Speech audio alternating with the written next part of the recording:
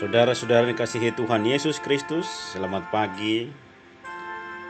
Selamat bertemu kembali dalam sapaan firman Tuhan pada hari ini, Selasa tanggal 27 Oktober tahun 2020. Sebelum kita membaca dan merenungkan firman Tuhan, marilah kita berdoa.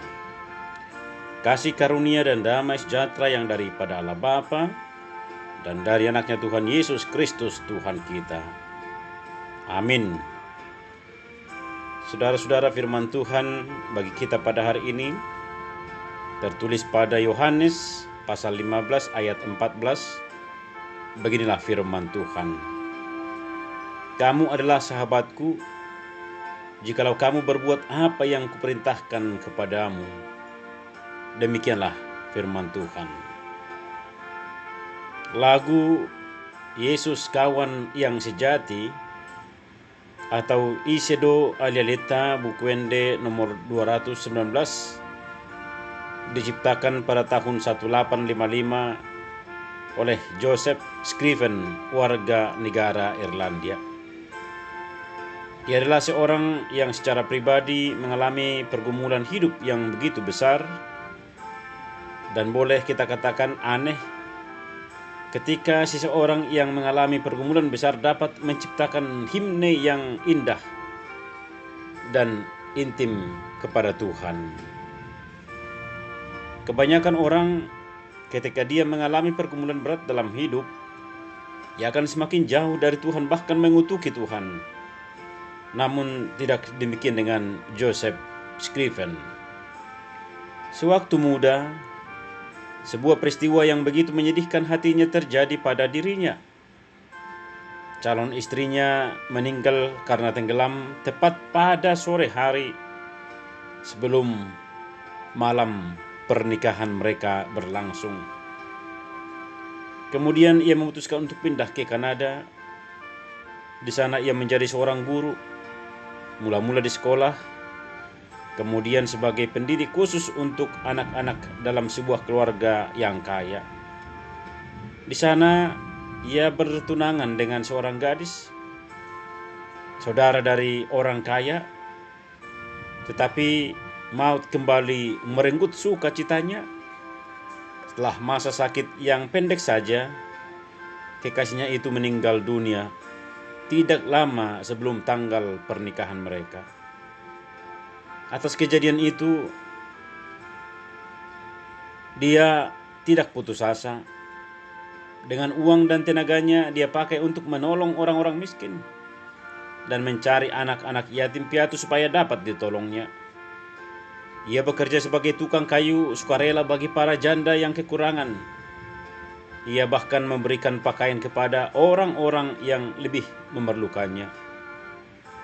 10 tahun setelah Joseph Scriven pindah ke Kanada, ibunya di Irlandia sakit keras.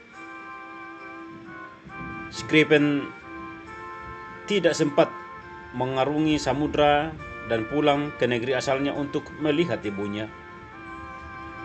Namun ia mendapat akal untuk menghibur ibunya. Seorang diri di kamarnya, ia menuliskan sebuah syair tentang Yesus kawan yang sejati bagi orang yang lemah. Salinan ini ia kirimkan kepada ibunya di Irlandia. Satu lagi dia simpan dan segera melupakannya. Beberapa tahun kemudian, Scriven jatuh sakit. Seorang tetangga yang merawat dia menemukan di kamarnya salinan syair tadi.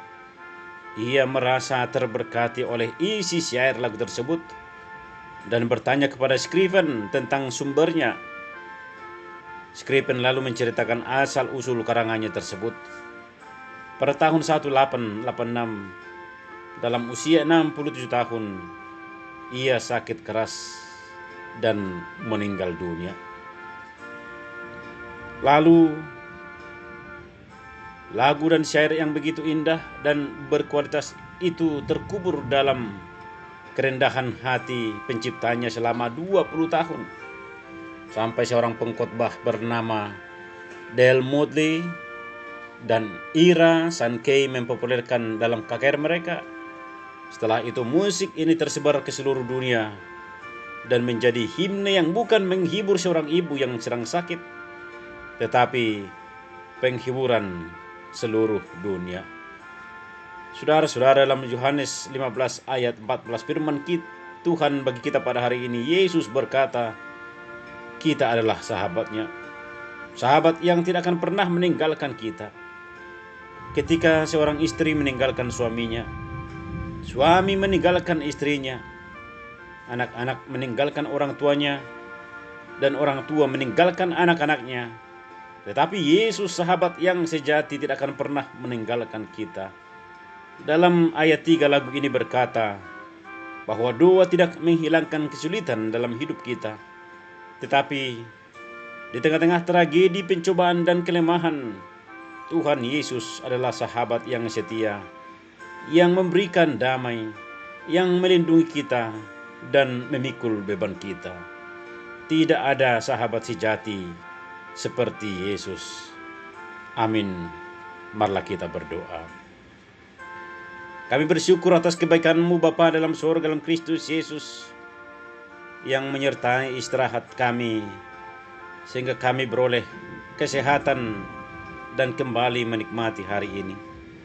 Terima kasih atas firman-Mu hari ini yang mengingatkan kami bahwa Engkau adalah sahabat sejati kami yang tidak akan pernah meninggalkan kami. Kami akan memulai kegiatan hari ini. Sertailah kami ya Tuhan, di dalam Kristus Yesus kami berdoa dan mengucap syukur. Amin. Shalom. Tuhan memberkati kita.